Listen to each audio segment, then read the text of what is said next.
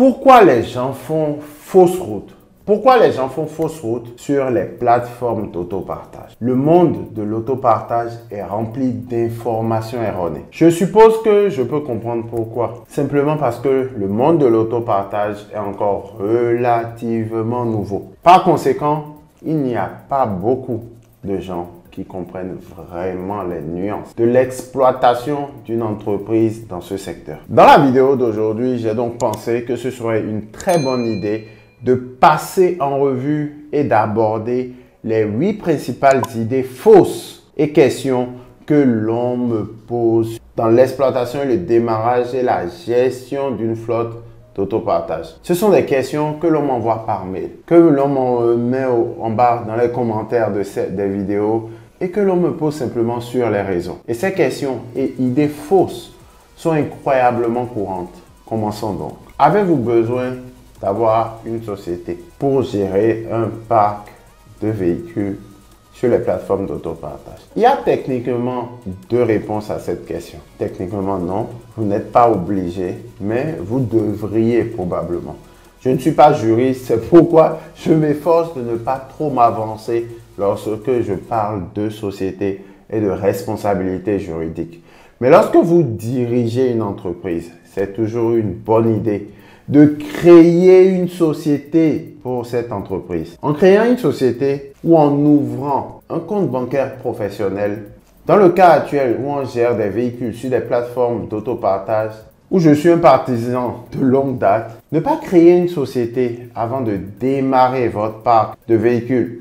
Vous pouvez faire le choix de ne pas créer une société quand vous démarrez, c'est ce que moi j'ai fait. Vous l'utilisez d'abord comme activité secondaire et au bout du rouleau, vous créez une société. Mais il y a des avantages à avoir une structure. Déjà, ce que je vous préconise, c'est de faire comme moi. Inscrivez votre toute première voiture sur la plateforme. Voyez si c'est une activité que vous voulez gérer comme activité secondaire ou simplement vous voulez créer un business. Il y a une tonne d'avantages à avoir une structure. Cela peut vous mettre en position de pouvoir financer énormément de véhicules par l'intermédiaire des banques. Donc, dans l'ensemble, c'est une bonne idée d'avoir une société.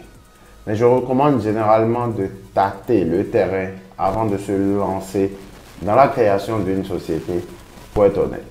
Cela ne pourra pas vous faire du mal d'avoir une société, du moins fiscalement parlant.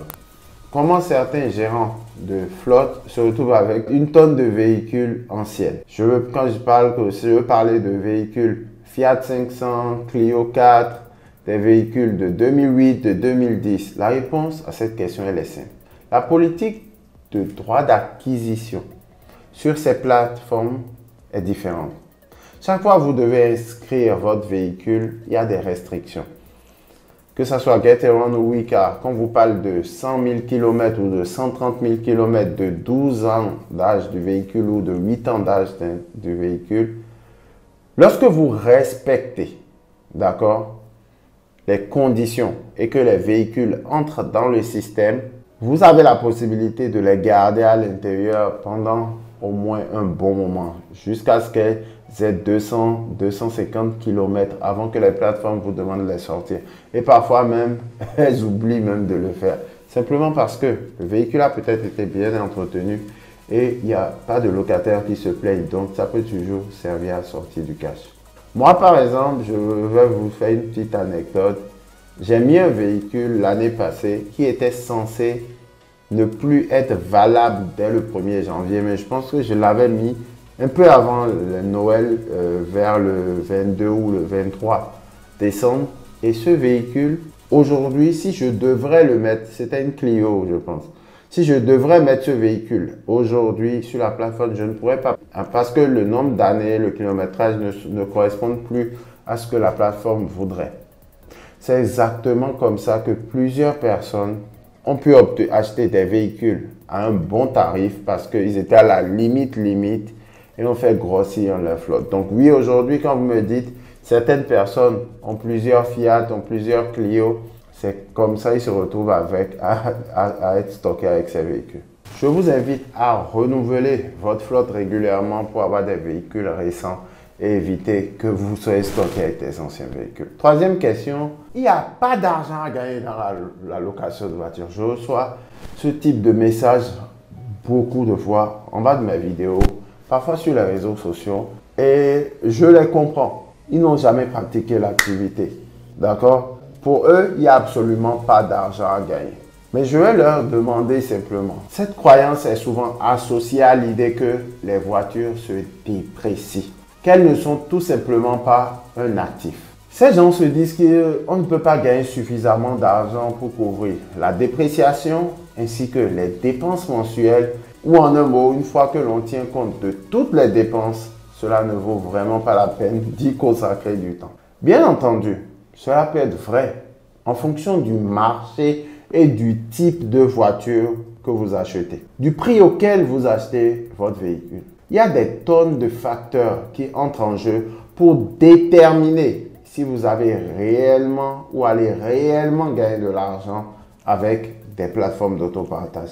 Mais je peux vous affirmer avec une certitude absolue que si vous avez le bon modèle commercial et que vous utilisez les plateformes d'autopartage correctement, vous gagnerez absolument de l'argent. Je connais personnellement des autres qui ont des dizaines de voitures et qui gagnent correctement leur vie. Je connais des gens qui ont 3000 véhicules sur la plateforme et qui gagnent énormément d'argent chaque mois. Vous pensez que ces gens le feront tout simplement parce qu'ils n'en gagnent rien?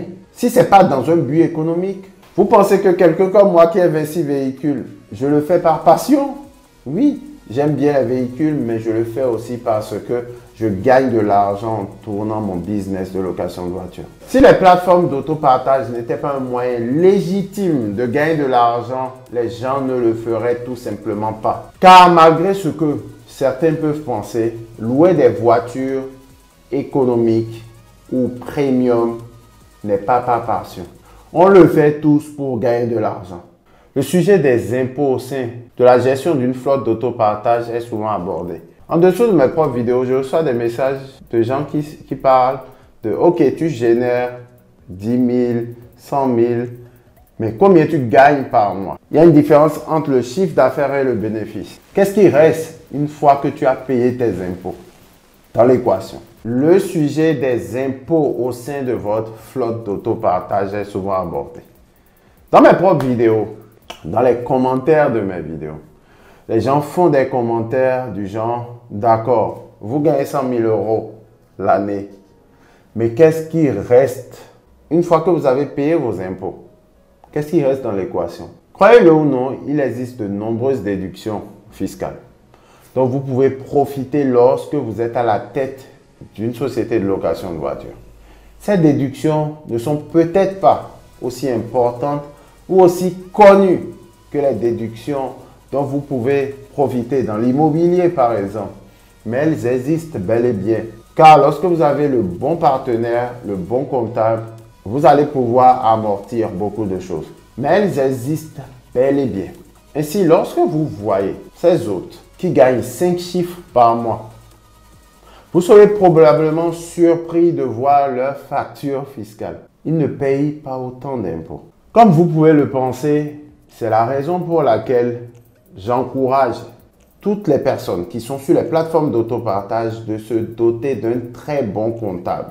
L'une des 5 autres questions qu'on me pose le plus fréquemment et qu'on me pose presque tous les jours, c'est quelle est la meilleure voiture à utiliser sur les plateformes d'autopartage. Les amis, il est très difficile de répondre à cette question.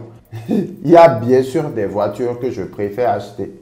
Je pense qu'il est difficile de déterminer quel est le meilleur véhicule à acheter. Pour être franc avec vous, je pense que examiner la question sous l'angle du prix à payer pour une voiture inférieure à la valeur du marché, je préfère plutôt aller sur l'angle du prix.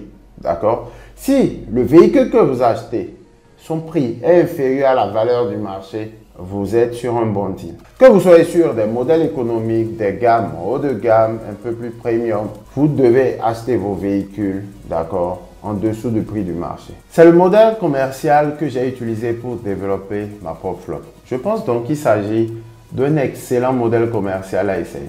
car j'ai prouvé par moi-même qu'il était efficace. Et je pratique toujours ce modèle d'entreprise aujourd'hui. Mais plus que le type de voiture que vous achetez, c'est le prix que vous payez pour cette voiture qui est important. Si vous trouvez une voiture exotique, que vous pouvez l'acheter avec un rabais de 40%, cette voiture sera un meilleur achat qu'une voiture que vous payez à un prix supérieur à la valeur du marché. Parce qu'en fin de compte, acheter à un prix inférieur à la valeur du marché est l'un des facteurs les plus importants pour déterminer le succès de votre entreprise de location de voitures. Chaque fois que je me lance dans une nouvelle entreprise, j'aime penser à ce qui se passera au pire des cas.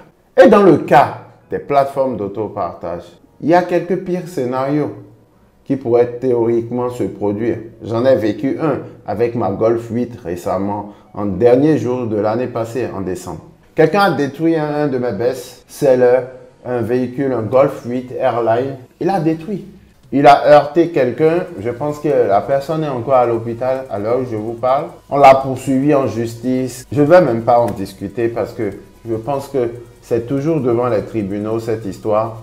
Mais l'assurance a couvert tout et m'a même remboursé le montant du véhicule. Il y a quelques pires scénarios qui pourraient théoriquement se produire. Quelqu'un qui détruit votre véhicule ou qu'on vous poursuive en justice. Quelqu'un qui tue ou quelqu'un qui décède dans votre voiture. C'est des cas de figure où le véhicule va simplement aller à la casse. C'est possible, je l'ai vécu il y a quelques mois. Et je dois respecter le fait que la plateforme Getaround a pris le devant des choses et a veillé à ce que tout soit couvert par l'assurance. À mon avis, il s'agit là des pires scénarios possibles avec les plateformes d'autopartage. Et tous ces problèmes peuvent être atténués en lisant les conditions de service et en achetant des voitures au bon prix.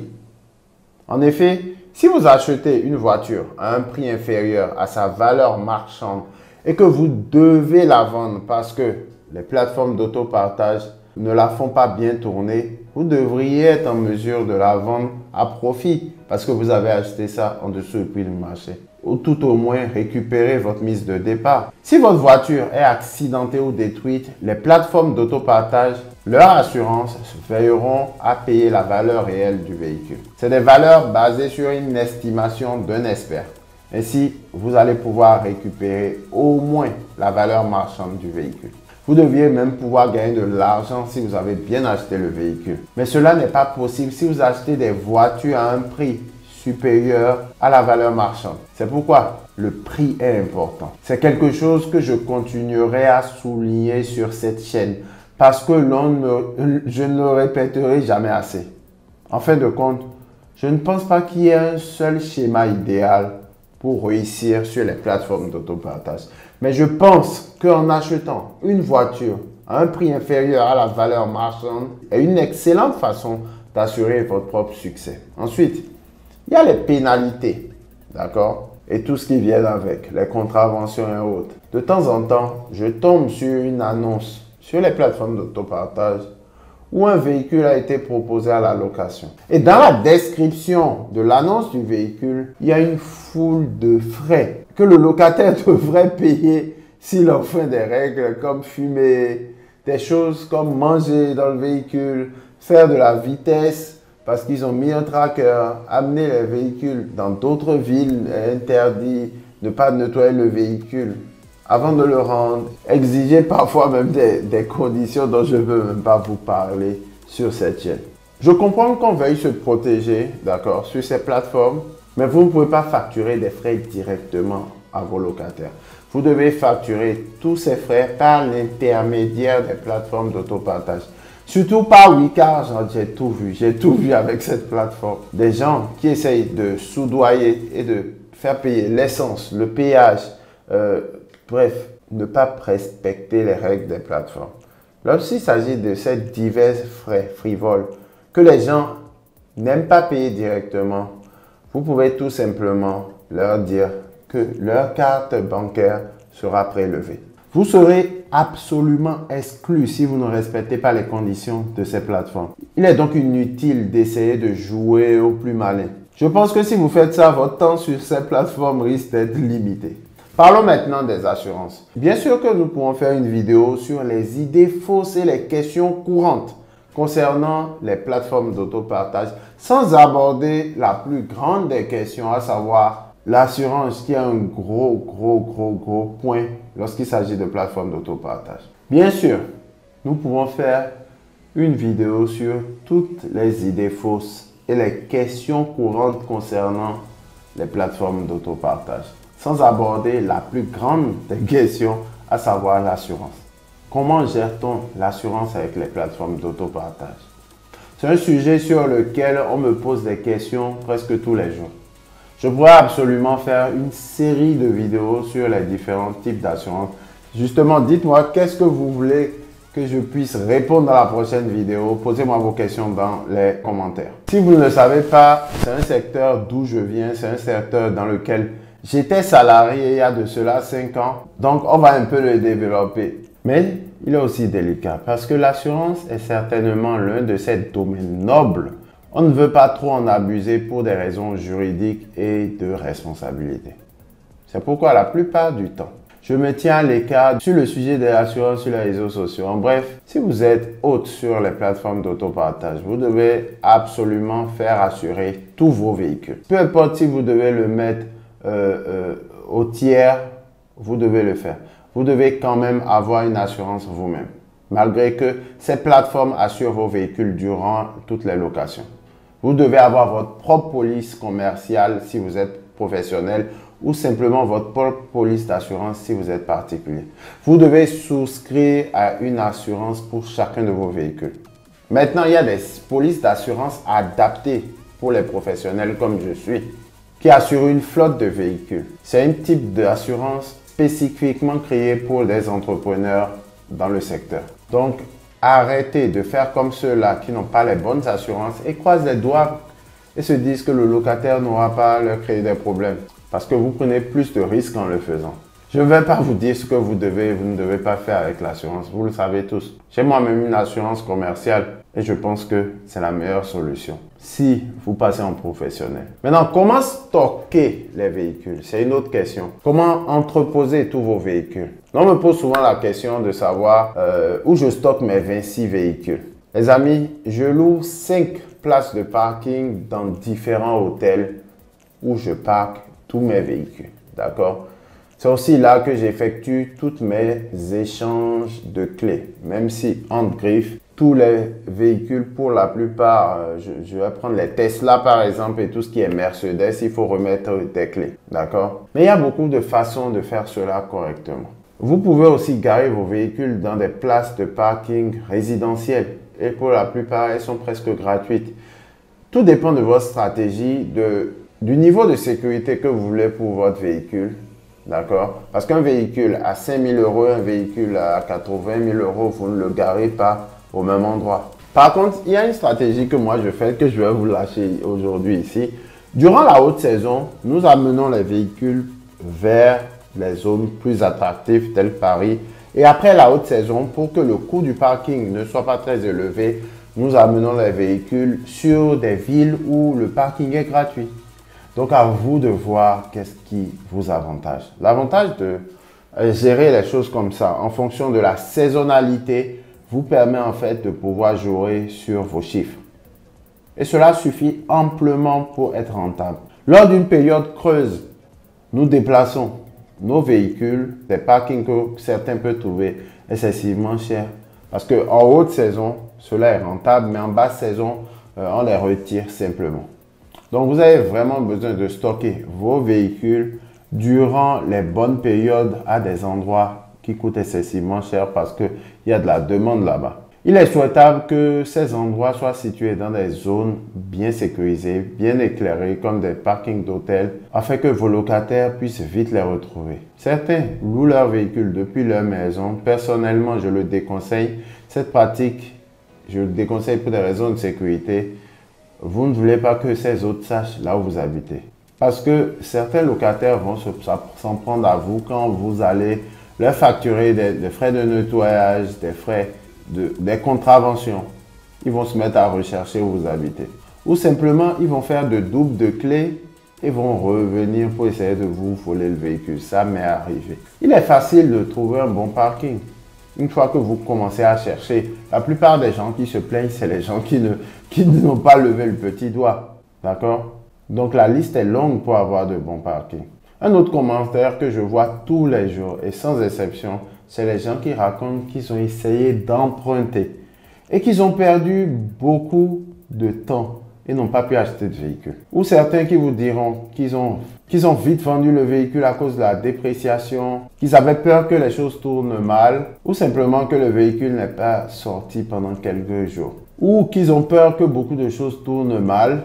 Les amis, lisez les conditions de location de ces différentes plateformes. Avec mon expérience, les essais que j'ai connus sur ces différentes plateformes, je les résume en 5 éléments clés. Premièrement, achetez le mauvais véhicule pour votre marché. Deuxièmement, achetez une voiture au mauvais prix. Troisièmement, ne pas respecter les modalités de service de ces plateformes. Quatrièmement, le non-respect des conditions de service. Cinquièmement, ne pas se faire former. Pour en savoir plus sur ce business de location de voiture, inscris-toi gratuitement à la masterclass que j'organise ce dimanche à 19h00 où je t'enseignerai probablement ce que tu ne connais pas. Certaines personnes pensent que le fait de simplement trouver la bonne plateforme serait le secret. Je ne dirais pas que c'est faux, mais il y a d'autres astuces à connaître. Parce que les plateformes d'autopartage, ce n'est pas toute l'équation. Trouver de l'argent pour acheter le véhicule, ce n'est pas toute l'équation. 99% des gens ont l'argent pour acheter le véhicule. Mais certes, la plupart ne savent pas où acheter au bon prix. Ceux qui ont essayé ont perdu de l'argent sur ces différentes plateformes. Pour la plupart, cela a été causé par l'une de ces trois choses. Si vous achetez la bonne voiture au bon prix et que vous respectez les conditions de service des plateformes, je peux presque vous garantir que vous réussirez. Est-ce que vous avez un bon comptable? Est-ce que vous êtes formé? Est-ce que vous suivez vos dépenses? Si oui, absolument oui, faites-le. Suivez vos dépenses. Mettez ces sous sur un autre compte. Ayez un comptable. C'est cher, oui, c'est vrai. Mais ils sont là pour quelque chose. Arrêtez de faire des déclarations aux compagnies d'assurance pour tout et n'importe quoi. Vous allez vous faire sauter votre police d'assurance. Prenez le réflexe de toujours jouer sur la caution du locataire. Si vous avez le temps, l'énergie et les ressources nécessaires, vous pouvez réparer votre voiture vous-même s'il faut éviter de passer par l'assurance, quoi. Si vous avez un ami qui est carrossier, essayez d'éviter ces déclarations pour que à la fin de l'année, le prix de votre assurance n'augmente pas drastiquement. Maintenant, une chose que je vais vous dire avec ces assurances, la vérité c'est que l'assureur n'aime pas perdre. Ils sont là pour gagner de l'argent. Ce n'est pas des ONG. Donc, lorsque vous vous mettez à faire du travail bâclé et vous ne vous rendez pas compte que ces locataires sont en train d'abîmer vos véhicules tout simplement parce que vous n'avez pas fait du diligence, vous n'avez pas vérifié vos véhicules après chaque location, vous le prenez pour votre pomme. Donc, mieux vaut prévenir que guérir. Regardez bien la carrosserie de vos véhicules. Vérifiez vos véhicules après chaque location. Et veillez à ce que lorsque le locataire a un impact, vous faites la déclaration avec la plateforme et vous réparez votre véhicule. Je vois beaucoup de personnes faire des déclarations et derrière, quand ils sont rémunérés, ils empochent les sous et ne réparent pas le véhicule. Mais quand le véhicule est tout aboché, tout endommagé, les autres qui viennent louer après ne vont pas apprécier le même véhicule. Et après ça, joue sur votre rentabilité. Et vous vous mettez à demander, mais pourquoi je ne suis pas rentable? Parce que simplement ta voiture n'attire plus le bon client. Profitez, d'accord, du business, profitez de vos véhicules, mais comprenez que ces véhicules représentent des outils qui vont chercher du cash pour vous et vous le ramènent. Parce que, supposons que vous êtes en train de rouler le véhicule pour vous-même. Lorsqu'il est endommagé, vous le réparez. Maintenant que c'est les locataires qui louent le véhicule, pourquoi vous ne voulez pas les réparer et avoir un véhicule qui donne à rêver tous les jours? Maintenant, si j'ai raté quelque chose, j'aimerais bien le savoir. Mettez simplement cela dans les commentaires. N'oubliez pas de liker la vidéo et de mettre la cloche de notification pour ne surtout pas rater nos prochaines vidéos. Et n'oubliez pas, de vous inscrire pour ce dimanche car j'organise une masterclass gratuite spécialement pour vous expliquer comment ce business peut vous permettre de gagner du gros cash. Ce sera tout pour cette vidéo. Vivez, non survivre, soyons prospères.